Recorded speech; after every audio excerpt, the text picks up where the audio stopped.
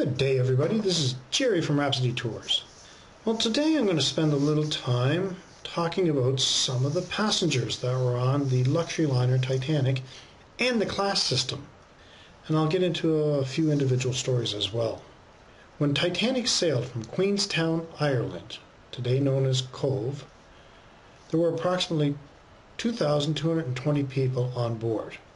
She departed originally from Southampton and was on her way to New York City. The Titanic passengers were divided into three separate classes, and this was determined not only by the price of the ticket, but also by the wealth and the social class. The class system was very important back then. For those traveling in first class, the wealthiest passengers on board were prominent members of upper class and included businessmen, politicians, industrialists, high-ranking military personnel, bankers, professional athletes. The second-class passengers were middle-class travelers, and they included professors, authors, clergymen, and tourists. Third-class or steerage passengers were primarily immigrants moving to the United States and Canada. The Titanic's first-class passenger list was a who's who of the wealthy and prominent of upper class in 1912. A single-person berth in first class cost $47. Today that would be equivalent to approximately $3,437, and that went up to $1,360, which today, it would be close today to $99,700. And this would give you a parlor suite and a small private promenade deck. First-class passengers enjoyed a number of amenities, including a gymnasium, a squash court, a saltwater swimming pool, both an electric and Turkish baths, barbershop, kennels for your dog. You obviously needed a kennel for your dog, elevators, and both open and enclosed promenades, areas for walking. First-class passengers also traveled with their personal staff, valets, maids, nurses for the children, chauffeurs, and cooks. Some of the most prominent members of American social elite who made the trip included Colonel John Jacob Astor IV and his 18-year-old pregnant wife, Madeline. They were returning to the United States for their child's birth. Industrialist Benjamin Guggenheim, Macy department store founder Isidore Straus and his wife Ida, Pennsylvania Railroad executive John Thayer, Charles Hayes, President of Canada's Grand Trunk Railway, Denver millionaire and women's rights activist Margaret Brown, or better known as the unsinkable Molly Brown, silent film actress Dorothy Gibson, President Taft's military aide, Major Archibald Butt. He was returning to resume his duties after a 6-week trip to Europe. The White Star's managing director and chairman, Bruce Ismay, was on the ship, as well as the ship's designer, Thomas Andrews. One gentleman who did not make the trip, canceling at the last moment, was J.P. Morgan. Second-class passengers were primarily leisure tourists, academics, members of the clergy, middle-class English and American families. Although employed as crew members, the ship's band also had second-class accommodations. The average ticket price for a second-class adult passenger was $21, or the equivalent in today's currency would be $1,490. These figures are all in US dollar, by the way.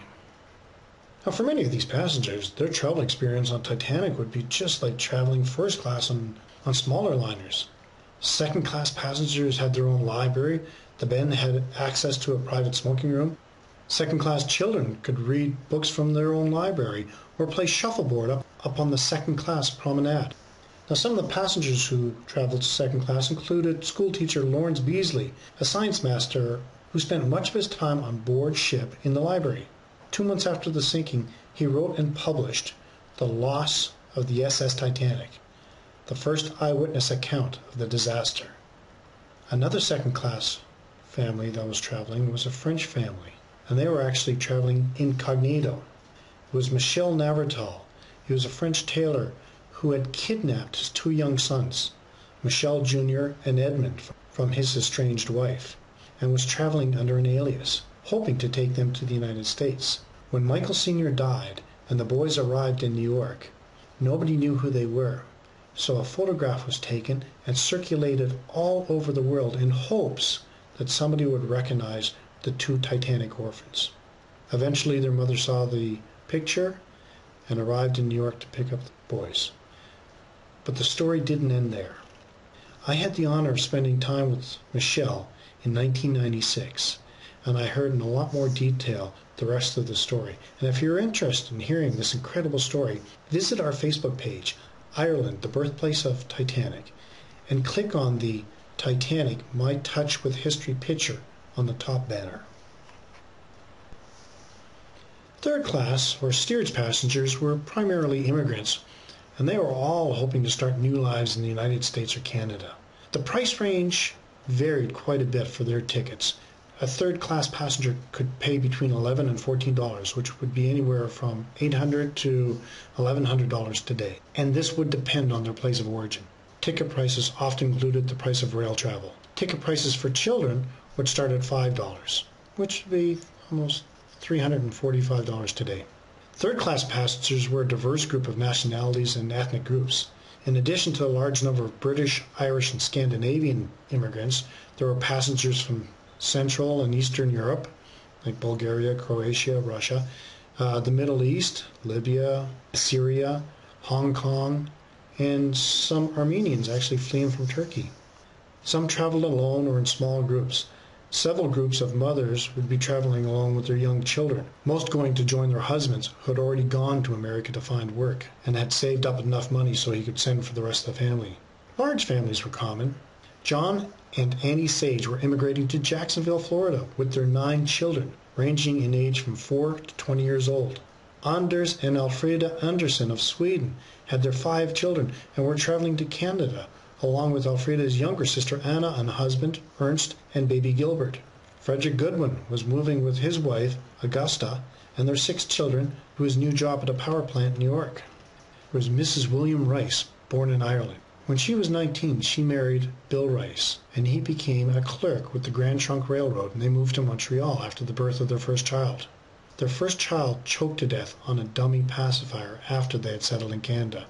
The family moved from Montreal to Spokane, Washington, where William was to work with the Great Northern Railroad as a machinist. Their youngest son was born. In 1910, William Rice was killed in a train accident. His widow collected a substantial insurance settlement and returned to Ireland with the boys, there to grieve with the rest of the family. In 1912, she decided to move back to Spokane with the family, her 4 sons, and they booked passage on Titanic and boarded in Queenstown, Ireland, today known as Cove. After the collision, third-class passenger Bertha Mulville saw Margaret Rice in the third-class area holding Eugene, with the rest of her children holding her skirt. The Sages, Andersons, Goodwins, and Rices all perished in the sinking. The youngest passenger on board was 2 months old, Malvina Dean, who with her parents and older brother were immigrating from England to Kansas. She was the last of the Titanic survivors to have passed away. So I have told you the fate of some of the second class and steerage class passengers. But how did first class make out? Now, I mentioned in an earlier video that wealth and social status did have some bearing on some of the passengers, and they were able to get themselves onto a lifeboat. But that was not the case for all of them. Now, I mentioned John Jacob Astor was on board, the wealthiest man on the ship. He was there with his pregnant wife, Madeline, and he brought her to the lifeboat. It is reported that he told her not to worry and that he would see her soon. John Jacob Astor was last seen standing on the starboard bridge wing, smoking a cigarette. Benjamin Guggenheim loved to travel, and he was very happily taking Titanic's maiden voyage with, among others, his valet Victor and his mistress. He had slept through the hitting of the iceberg, and he had no idea it had happened. He had to be persuaded to awaken and get dressed. He took his mistress up to the boat deck and managed to get her onto lifeboat number 9. He told her they would see each other soon. It was just a repair. Tomorrow the Titanic will go again. After the lifeboat was launched, he realized the situation was much more than he had thought. So he, and Victor made their way back to the room, dressed up in their evening wear, and then were heading into the grand staircase when it was heard him remark, "We've dressed up in our best and are prepared to go like gentlemen." He also gave his survivor a message saying, "To my wife, if it should happen that my secretary and I both go down, tell her I played the game out straight to the end. No woman shall be left on board this ship because Ben Guggenheim was a coward." Ida and Isidor Strauss, on their way back to New York, were standing up on the boat deck. Isidor was about to help Ida into the lifeboat, the half-full lifeboat, and it was indicated that young men in the area would not be able to go, so Isidor decided he would not step in their place.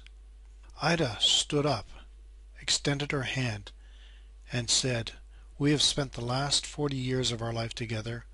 I will not spend the rest of my life without you. As we have lived, so will we die together." She stepped out of the boat. She took off her fur wrap, wrapped it around her maid, and said, "It'll be cold out there. You will need it more than I." They were last seen sitting in deck chairs, holding hands. Wealthy or poor, young or old, the sinking of Titanic on April 15, 1912 had an impact not only on the families and loved ones of those who perished that night and the survivors, but for countless generations all over the world the last 100 years. Now, if you're interested in staying in touch about events leading into the 100th anniversary, or to find out information about Ireland, the birthplace of Titanic tour, visit us at www.rhapsodytours.net. That's RHAPSODY tours.net. Or you can reach us on Facebook on the Ireland, the Birthplace of Titanic page, and on Twitter at Rhapsody Tours. If you have any comments, we'd love to see them. In our next video, we'll take a look at the cause of the sinking of Titanic. Until then, have a wonderful day.